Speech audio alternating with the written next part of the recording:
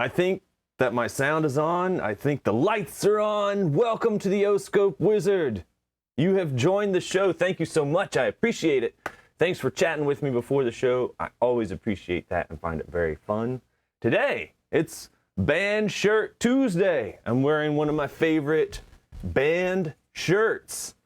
And some people can hear me, some people can't. I'm not sure what might be going on. I believe that my sound is working, but I'm going to go back to my band shirt because this is one of my favorite band shirts. It's a band that I like. Me and one of the tiny O-Scope wizards went to see this band. It's called, the band is Tessa Violet, and it was a lot of fun because it's a very small band, and I bought the tickets as soon as I saw that they were available when she was coming through town.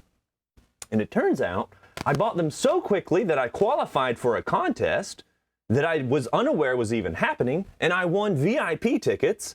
So me and my tiny O-Scope wizard partner went to the show, and we got to meet Tessa Violet, which was really cool. So I bought a t-shirt to remember it by, and now listen to her music a lot. It's poppy, fun, always it's great weekend music if you haven't checked it out. And this weekend was a pretty big weekend because I went to the mountains where I was toe up from the flow up by some mountain mosquitoes. I love the mountains. The mountains don't love me. These mosquito bites are out of control. I think my skin might need to toughen up. And yeah, there was a question. Is my video inverted? Yes, it is. It turns out one of the viewers really gets annoyed if I look at the computer screen and my face is not facing the direction of the screen in the video. And I was getting confused because I have a little, like a little logo down here in the bottom corner. And when I was inverting the video, the logo was going to the wrong side. And it was like double mirroring my mind. So I just inverted the video, I flipped the video. So hopefully it follows what my mind can follow. I can't confuse myself too much on these videos because I'm trying to do like technical stuff, and if I throw myself off with weird video artifacts, it's really gonna lead me down. It's gonna lead me down a weird road, and I see the person that made the complaint might or might not be in the chat right now. James. It was James, guys. So hopefully, actually, this inverted video will help me, and maybe it will help you follow along. Let's see, what else happened this weekend? Oh, you know what? A great debate happened this weekend. A debate that my children are very fond of having. It is a debate about animal poop. Animal poop. Let's take it to the main scene. Take it to the main scene, sir. The show today is going to eventually be about adding a digital potentiometer to our Sonos style amplifier that we've been working on. But before we get there, let us talk about much more important matters. And those matters are, how do I tell deer poop from rabbit poop? I have deer poop, and here's a picture of rabbit poop. If you see that in the yard, so rabbit poop, deer poop, it looks the same.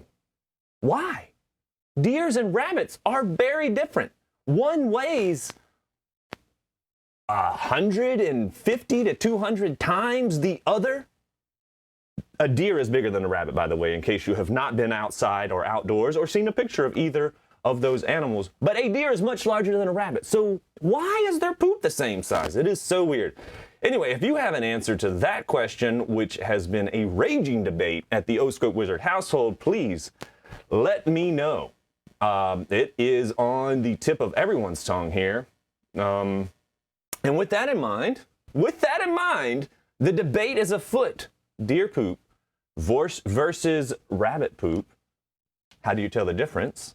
I'm going to start the official show. So I have my timer today, and I will hit start And we are off. We are off. We are off on our show. We are trying to figure out how to add a digital potentiometer to our Sonos style amplifier powered by a Raspberry Pi. Powered by a Raspberry Pi. How do you add it? And I had to do some thinking. This weekend on how does the potentiometer in my current system work. So right now we have a system that follows this block diagram because I purchased a board off of eBay that has a, what does it have? A TPA3116D2 amplifier chip. And if I go over to my board, it is this board right here, this blue board that my finger is pointing to. That is the amplifier board. And on that amplifier board are two potentiometers. And what I'm going to do today is pull this amplifier board out and explore it a little bit so that I can tell how my digital potentiometers might fit into this system.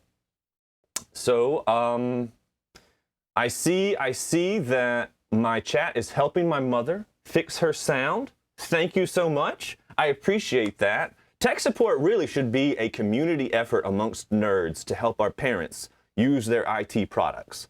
Over the course of the years, I have gotten my parents to switch to more and more consumer-friendly electronics to hopefully make my life easier. And about a decade ago, I got completely out of printer support. I mean, if you have a printer problem, you're going to have to call somebody else because I do not support printers.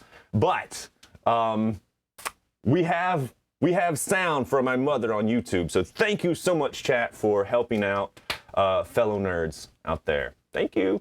But back to the problem at hand. So why do I even want to add a digital potentiometer to my system? The reason is I have this rotary encoder that I have so cleverly put on the front of my box, but it doesn't control the volume. It doesn't control the volume right now. So I would like the rotary encoder to control the volume. Another thing that I find super annoying is when I turn the amplifier on initially, right now it's off because it's in its sleep state, because we work really hard to get sleep state working. When I turn it on, so I'm going to press the button to go to the external amplifier, or external input. Can you hear there's a pop. Can you hear the pop? The speakers are popping. I don't want the speakers to pop. So one way to mitigate that pop is to turn the volume, the actual analog volume, all the way down, and then turn the amplifier on, and then return the volume to its previous state. I can't really do that right now because the potentiometers are controlled with the screwdriver, and my Raspberry Pi does not have a screwdriver output, and it is not equipped with hands or fingers, so it's kind of tough to control this analog potentiometer with my Raspberry Pi. But I could control a digital potentiometer.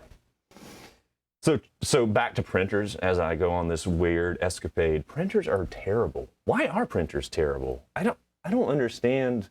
When I was in college, I worked as an IT guy, and the thing that stumped me more than any other IT problem was printers. If that printer was broken, a lot of times you just have to pull the printer out and put a new printer in. I mean, even to this day, if my printer starts giving me too much trouble, it's like, just scrap the printer, we're getting a new printer. Printers, they have built-in obsolescence, and we have just let that slide. Guys, we should probably rise up as a nerd community and demand better printers. I mean, we're demanding better 3D printers. It feels like we should probably nail just paper printers first. Sorry for the small rant on printers, but printers really rankle. They rankle. Functional diagram of this board that I just pointed out. There is a potentiometer in the input path. So when the audio signal comes into this amplifier, it goes through this potentiometer. I like saying potentiometer. And this functional diagram does not represent our true board because it shows a differential input. So two inputs, positive and minus for right and positive and minus for left. we are actually only using one half of that, and the other half, the negative side, is tied to ground. That's fine though, that's fine. It makes it a little bit simpler to wire up, because I only need 2 potentiometers instead of 4 potentiometers, which is, that's better. That makes it easier on me. Next, I want to pull this board out and do some measurements. So what I'm going to do is I'm going to point the camera over here. You're going to get a little bit of the side scene here, and I'm going to turn this amplifier off, let it power down, and I'm going to make some I'm going to disconnect some wires. I'm going to make some disconnections. Is that even a thing? I don't think that's... do you even English, bro? That's what my son's always telling me. Do you English, bro? I don't know if I do. But here is the amplifier board. Here is the amplifier board. I'm going to actually disconnect the power, disconnect the speakers, and just get everything out of the way so that I can explore the amplifier board. Let's see, what are they saying about printers? You have to buy a new one. Yeah, a lot of times you can't even replace cartridges in printers effectively because the printers will just fall apart mysteriously after the cartridge runs out. All right, enough on printers. I think we all have a shared hate of printers, which is weird. Okay, so let's tell you where I started.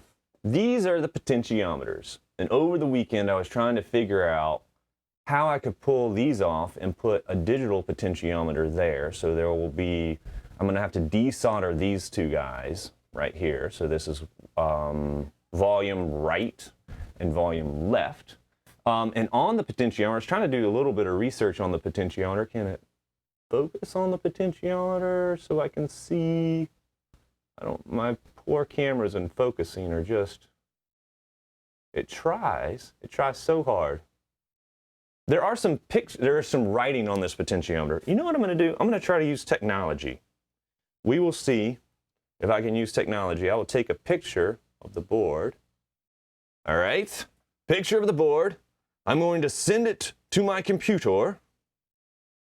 Let's see if it makes it. And then on my computer, I'm going to open this picture. And we're going to take a look at it. Yo. I think we are. Open up picture. Here we go. Here's the potentiometer. So I have an embarrassing confession to make. Here on the potentiometer are some letters or some nomenclature here, and I read this as EOI. EOI. I'm not sure why, but then I spent quite a while this weekend Googling EOI potentiometer. Guys.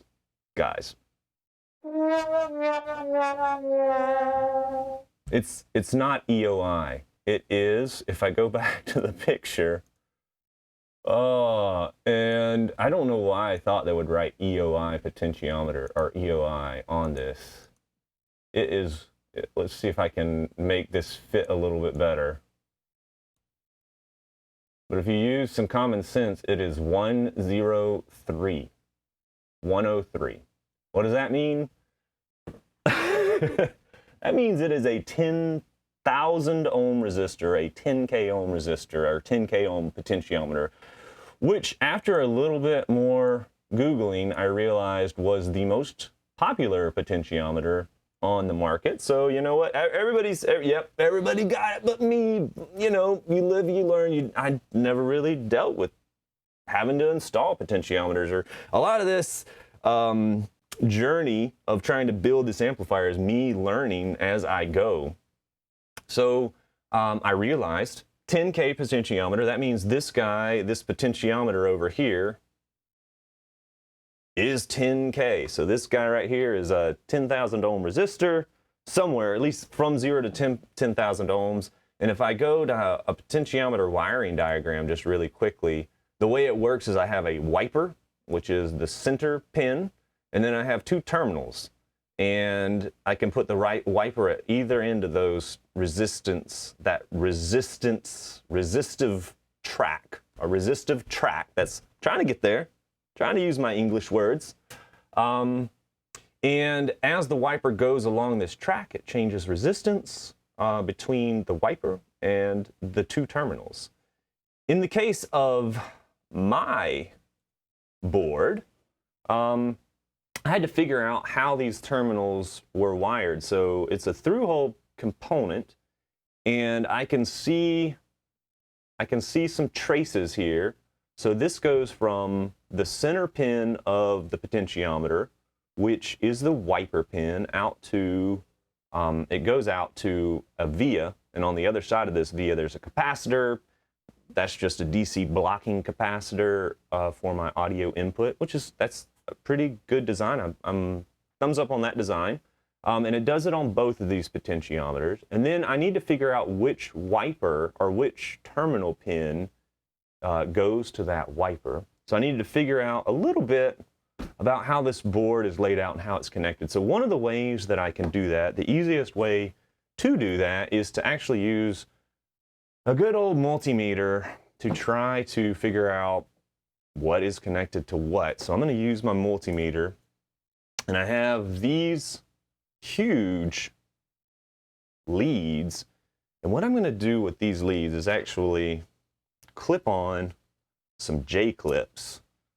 So normally you would solder wires to this J-clip, and what this J-clip is going to allow me to do is have a nice little clip that can grab the edges, or even apparently just slide onto the pin in a connector like that, like a 100 mil pin. So had a pro tip from a really good embedded designer to replace your leads or the clips, alligator clips, with J clips, and you have a lot more flexibility and on your connectivity. So I took his advice. I took his advice, and I bought some J clips, and clearly I haven't done the soldering because I don't actually like soldering, but I did pull them apart, and I'm using them today. So let's see if I can get this. You know what I could do is I want to connect to my left pin. It's over here. You can barely see it. I should probably buy a better webcam. If webcams were available for sale for less than thousands of dollars right now, I could buy a better webcam, but I have not found it. So that is input left, and now I want to figure out which pin on this potentiometer is the input, and I'm pretty sure it is this pin. I think the other pin is ground, which is unused in this case, and it comes into this pin. I think if I can get it on there. Yep, there we go. Let's see what my resistance says. 2 ohms. 2 ohms. 2 ohms is the lead resistance. So that means this pin is connected to this pin of the potentiometer. And then this pin of the potentiometer goes through the potentiometer to the wiper pin. So now I'm going to connect from my input to my wiper, which is going to be the output, and that is actually setting the resistance of my potentiometer. So right now the potentiometer is 6.9 kilo ohms. Can everybody see? Are we following? Do I need to make this bigger? Let me make this bigger so you can actually follow. This is my version of zooming. I'm not sure. I'm not a great zoomer. Now if I move this, does that potentiometer change? Yes, so it goes up to 9K. That's maximum, or that's maximum resistance. That would be minimum volume. Now this would be max volume, so I'm going to turn it all the way the other way to the other extreme. So this is a single turn potentiometer, which means it turns 270 degrees. Kind of nerding out on the details, but now I'm down to 400 ohms. So it swings from 400 ohms up to 10K, roughly 10K ohms. It looks like 9K. So 9K and all the way down, all the volume all the way up. Oh, there we go, 100 ohms.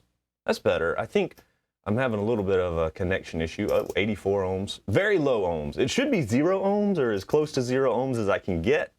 But that's how the potentiometer works. The problem is, when I am, gonna put this all in a box and control it with a Raspberry Pi, how do I do that with, I can't send my amplifier out with a screwdriver.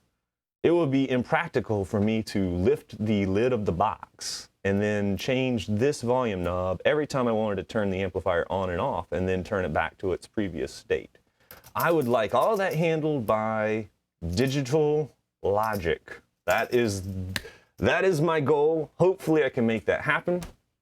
So with that in mind, I did a little bit more. I put my thinking cap back on, tried to figure out a little bit more. So I went online and I purchased a digital potentiometer. This guy right here is the one that I purchased, the DFR0520 dual channel, which means inside of this little chip there are 2 potentiometers, which is good because on my board, if I go back to my board, there are 2 potentiometers, one for right and one for left. So I need 2 potentiometers. And it's all in this little chip. And this chip looks like it's going to be good. It has potentiometer 0, potentiometer 1. It goes from 0 ohms to 100 kilo ohms with 256 stages. Each stage is the same resistance. So I believe this is called a linear potentiometer. But volume is usually controlled by a logarithmic potentiometer, so I kind of have some choices to make, some engineering choices. I can see that it has a couple of pins on the board for the terminal, so I can hook up A to my input and then W to my wiper output, so I can make the connections that I need to make. And then it is controlled with the SPI bus. So that's how it is. You control the resistance in this guy using digital logic, which is perfect because a Raspberry Pi has all that fancy GPIO. So I should be able to wire this all up. And I think actually do things like when the amp turns on, lower the volume to 0, and then after it turns on and after the pop would have occurred, return the volume to the previous state. And what I've noticed is when I use, this has really got me thinking, when I use my Bluetooth speaker and turn it on and start audio, it does not pop. It doesn't have that classic speaker pop. And then I noticed if I was playing music and I turned it on, it fades the music in very subtly and very quickly. It has a fade in and fade out. And so inside of here is a digital potentiometer, and they have built logic into it to reduce the volume when you turn it on and reduce the volume when it goes off so that you never get a speaker pop. And that's kind of what made me think that I want to recreate what's in a regular, high-end Bluetooth speaker because they sound really good. And I just don't want that speaker pop every time the amplifier turns off. And I do want the amplifier to turn off when I'm not using it. So that is one of the big reasons why I wanted the digital potentiometer as like an advanced feature. And I also, of course, just want to control the volume with my rotary encoder. But of course, I was reading about this and thinking about it, and I realized I'm going to be replacing a 10K potentiometer on the board now with a 100K potentiometer. So I did a little bit more research and I found a digital 10K potentiometer, but it is not 2 channels. It's just 1 channel. So I bought 2 of these too. So now I have a bunch of digital potentiometers coming my way, but this one is a little different in that it is logarithmic. So it is designed for audio volume control. I mean, that is one of its big uses. It also uses a different bus. So This dual channel one uses the SPI bus. Oh my gosh. Oh my gosh. Wah! Stop coming at me!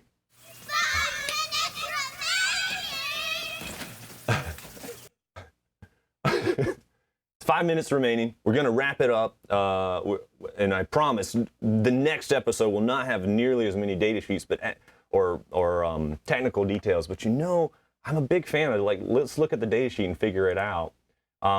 So back to potentiometers. This one had 2 channels of potentiometer, so I could do everything in 1 chip. This one requires 2 chips, but has a logarithmic potentiometer that is very similar to the way the human ear works. The human ear hears volume increases in a logarithmic manner. So this would be more natural sounding. This potentially would be less natural sounding, but more convenient. So the human part of my brain is thinking this is a better choice, but the robot part of my brain is thinking this is a better choice. And as we know, engineers' robot parts of their brain often win. But I mean, you know what? I'm going to get them both. We're going to try them out. And hopefully by the next episode, I will have at least one of these potentiometers that I can wire up and figure out if it works. And we'll be able to try 2 different digital buses. We'll get to try I2C bus and SPI bus. They accomplish the same thing, which is chip-to-chip communication on a tiny printed circuit board, but they operate at different speeds with some different details. Luckily, don't worry, my oscilloscope can decode them both, so we can check out what the actual details of the bus are, make sure that it is matching the data that we're sending. So I think that's it. That's it for today's episode. We looked at a potentiometer. We used a multimeter. Very exciting, multimeters. I mean, if you don't have a multimeter at your house and you are trying to do hobby electronics or professional electronics, you should get yourself a multimeter. They are infinitely valuable when it comes to basic electronic measurements, and they really can prove my favorite electronic law, Ohm's law. Everybody needs to know Ohm's law. And I have a video way back in the playlist that you can find about it. I'm going to hang out in the chat after the episode, and I have noticed that about half of you that are watching have not subscribed. And so you don't get an update when I'm going to do a live stream. So please subscribe and you'll get an update. I think it'll push to your phone. It pushed to my phone before the live stream even started, which was awesome. And I don't know all the nerds in the world, and I would love to meet them. So please share this with the nerd in your life. And I will see you guys next time. Take it easy. Bye.